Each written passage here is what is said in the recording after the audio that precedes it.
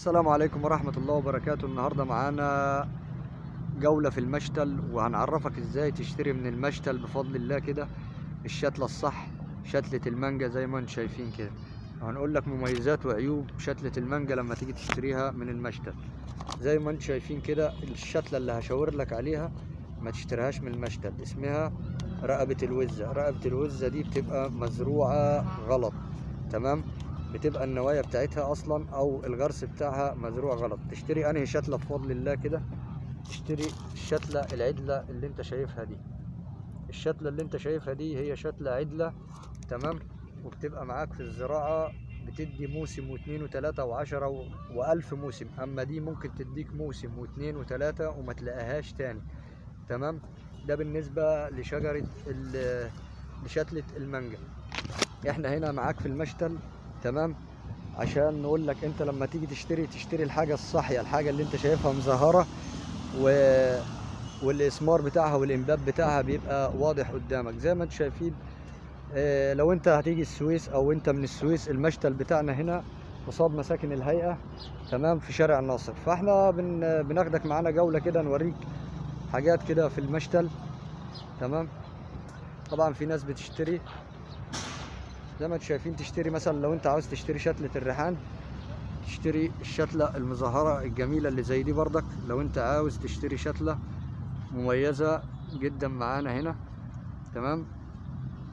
طبعا احنا هنا بسم الله ما شاء الله. لو انت شفت كده شتلة الريحان، حاجة الله اكبر عليها كده، الريحة ما تتوصفش. انت بقى الشتلة اللي تشتريها صح من المشتل تكون زي ما انت شايف كده، النموات الخضرية زي ما انت شايف كده محترمة جدا، ممتازة جدا.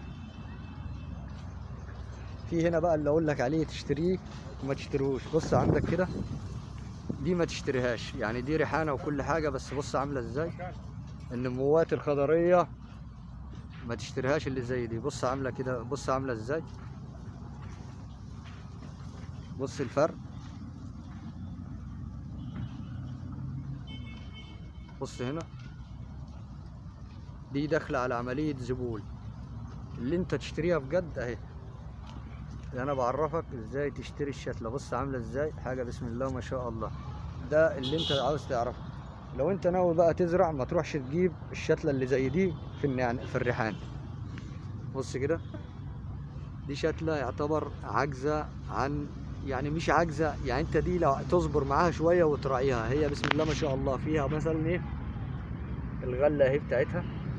لو انت بقى عاوز تزرعها من البذرة، هنقول لك الطريقة. بص انت كده لما تلاقي الحاجة دي، بص كده على البذرة السوداء دي، لو انت حطيتها هنا كده واديتها شوية طمي، هتنتج معاك بفضل الله.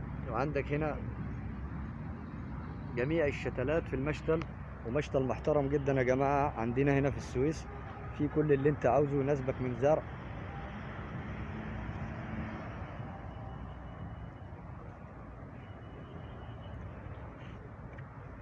طبعا زي ما انتم شايفين المشتل بسم الله ما شاء الله عليه. طبعا مكان المشتل عشان يبقى الناس لو حابة تيجي تتفرج، مساكن الهيئة، شارع ناصر مساكن الهيئة. بص كده دي شتلات برضك، لو انت حابب تشتريها زي كده بتبقى كده. طبعا الناس زي ما انتم شايفين بتتفرج اهي عشان تنقي الشتلات. في حاجات زي دي برضك سروي ليمون، دي بسم الله ما شاء الله عليها قبل المغرب كده تشم ريحة جبارة جدا، متواجدة برضك في داخل المشتل.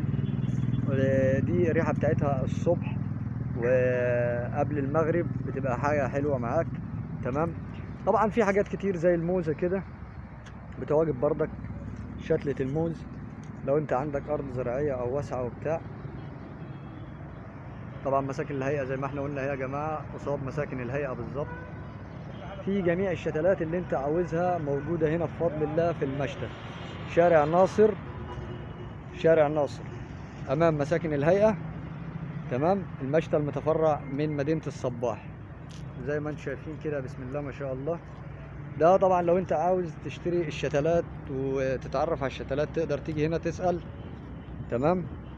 في زياد هنا راجل محترم برضك في المشتل، يعني ده بسم الله ما شاء الله بيتساهل مع الناس و...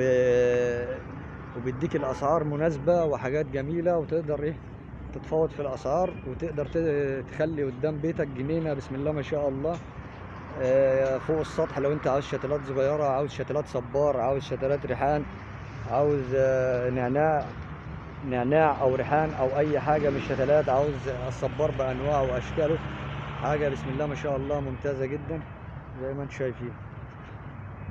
طبعا ده الفيديو بتاعنا يا جماعة ازاي تجيب شتلات من المشتل، وان شاء الله الفيديو يعجبكم. وما تنسوناش بالاشتراك وتفعيل زر الجرس ليوصلكم منا كل ما هو جديد من قناة محب طيور الزينة وزراعة الأصلح. والسلام عليكم ورحمة الله وبركاته.